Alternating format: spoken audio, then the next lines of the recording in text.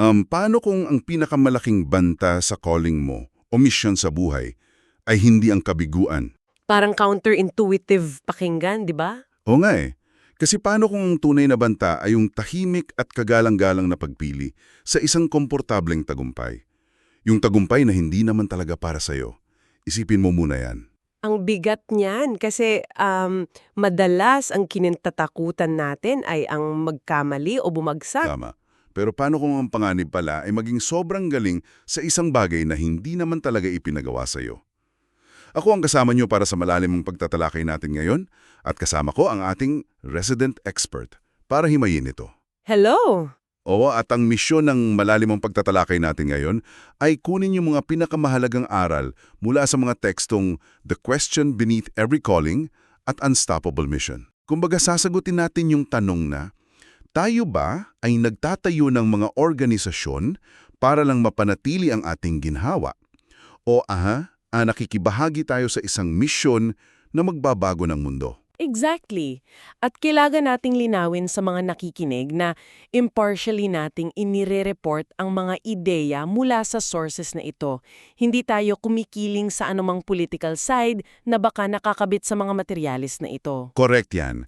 Kaya para sa iyo na nakikinig, ginawa namin ang usapang ito para tulungan kang makita kung ikaw ba ay sensa o isinugo. O baka naman nagsesettle ka na lang sa maintenance. Kasi doon madalas nagsisimula ang problema eh.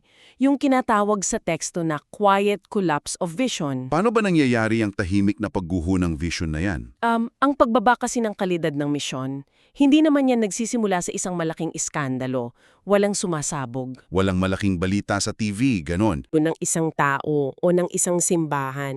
Kasi ang simbahan halimbawa hindi naman idinisenyo para manatiling nakatayo lang. So, may pinagkaiba talaga yung pagiging safe lang at yung pagiging on a mission. Oo, may malaking kaibahan yung containment o pag-iingat sa kung ano ang pamilyar kumpara sa commissioning o yung pagpapadala ng mga tao para sa misyon. Okay, himayin natin ito. Gagamit ako ng analohiya para mas ma-imagine ng mga nakikinig. Sige, paano mo ba ilalarawan yan? Ito ay parang pagtambay mo sa isang napakaganda at komportabling airport lounge. Libre pagkain, malamig, tapos sa sobrang sarap tumambay doon, nakalimutan mo na may flight ka palang dapat sakyan. Oo nga, yung flight papunta sa totoong destinasyon mo. Exactly. Ganun nangyayari sa atin minsan, di ba? Totoo yan. At kung ikokonekta natin ito sa mas malaking larawan, hindi naman masama ang comfort o ginhawa. Di ba? Gusto naman nating lahat ng comfort. Oo, pero ang ginhawa ay isang napakasamang amo. Kaya nga ginamit ng Diyos ang pagkagambala o yung tinatawag nating holy disruption para ilabas ang mga tao sa comfort zones nila. Wait, parang sina Noah at Abraham ba ito? Tama, inilabas ng Diyos si Noah sa normal niyang buhay para magtayo ng barko. Si Abraham, pinaiwanan sa kanya yung komportableng bayan. At si Moises din, nanggaling siya sa tahimik na buhay para harapin ang Ehipto. So, binubulabog talaga para hindi mag-settle. Tapos dahil takot tayong lumabas sa aking comfort zone, di ba? Pinupuno natin ang ating oras ng gawain para lang magmukhang produktibo. Ayun, diyan pumapasok yung maling akala natin sa aktibidad. Pinagkakamalan nating misyon yung pagiging busy. Paano natin iihiwalay yung pagiging busy lang sa pagiging sent o isinugo talaga? Ihihimay natin ang pagkakaiba. Ang aktibidad kasi, ang laging tanong niyan ay, ano ang ginagawa natin? Tapos, nakabatay yan sa kung anong kaya nating gawin on our own. Oo, habang ang misyon naman, ang tanong ay, ano ang isinugo ng Diyos na gawin natin? So may direction from above. Iba yung nagkukusa ka lang sa inuutusan ka talaga. Exactly. Ipinapaliwanag din dito ang pagkakaiba ng occupation o posisyon at titulo kumpara sa commission. Anong main difference nila? Ang occupation kasi, humahanap ng security. Ang sinasabi niyan ay, nandito ako. Habang ang commission naman, tumatanggap ng pagsuko. Nagsasabing, ako ay isinugo. Dito magiging sobrang interesante ang usapan. Kasi teka lang, hindi ba't ang isang titulo o posisyon tulad ng pagiging leader o tagapamahala, ang mismong preba na ikaw ay handa at pinagkatiwalaan na? Sa paningin ng mundo, oo, pero ang posisyon ay kayang magbukas lang ng pinto. Hindi ba sapat yun para patunayang ready ka na? Hindi, kasi hindi kayang hubugin ng isang posisyon ang kaluluwa ng isang tao. Sa bagong tipan, ang misyon ay hindi isang titulo. So ano siya? Ito ay isang sending o pagpapadala. Ang pamumuno sa kaharian ng Diyos ay hindi tungkol sa sariling promotion. Ito ay tungkol sa pagsunod. Makes sense. Kaya pala, kahit may magandang titulo ang isang tao, kung hindi pa hilubog yung kaluluwa niya, wala ring tunay na epekto. Oo nga. At dyan pumapasok yung isang malaking problema na tinatawag na false readiness o ilusyon ng kahandaan.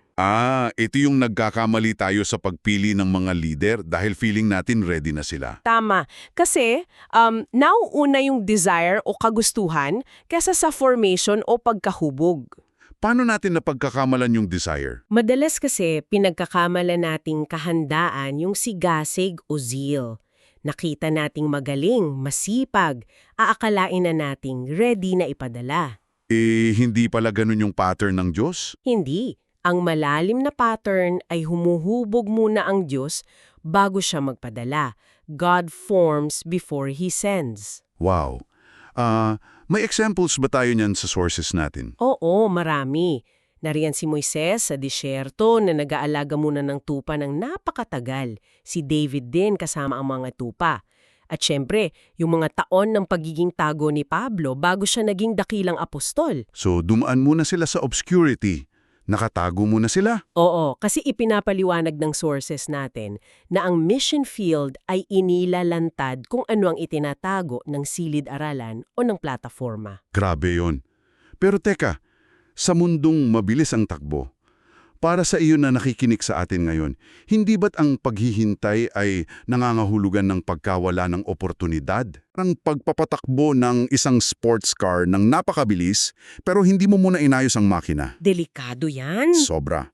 Mukhang mabilis sa umpisa, ang ganda tingnan, pero siguradong masisira sa kalsada paghataw mo. Correct. At sasagutin ko yung tanong mo tungkol sa paghintay. Ang pagkaantala o delay ay hindi laging pagkakait o denial. So ano siya? Ito ay development o pag-unlad. Ang sanctification o pagpapakabanal kasi ay tumatagal talaga. Hindi siya overnight success. Hindi, at ang mabilisang pag-angat na walang malalim na ugat ay magiging mapanganib pagdating ng oras ng pagsubok. Totoo yan. Kaya minsan nakakakita tayo ng mga leader na bigla na lang bumabagsak kasi hindi pala matibay yung ugat nila. Oo, nabigyan ng posisyon pero hilaw pa yung karakter. So, ngayong alam na natin na delikado ang minamadaling proseso, paano natin malalaman kung handa na talaga tayong tumugon sa misyon? Dito natin ilalatag ang solusyon mula sa teksto. May tinatawag na threefold test. Okay, ano yung una? Una ay ang calling. Ito yung panloob na bigat at direksyon na nanggagaling mismo sa Diyos, hindi lang dahil gusto mo. Pangalawa? Pangalawa ay character. Ito naman yung kakayahan manatiling matibay sa ilalim ng pressure at hindi lang kapag may pumapalakpak sa'yo. Tapos ano yung huli? At ang pangatlo ay confirmation. Ito yung pagkilala at pag-ayon ng community o ng simbahan sa tawag mo. So hindi pwedeng ikaw lang nag-decide na ready ka na.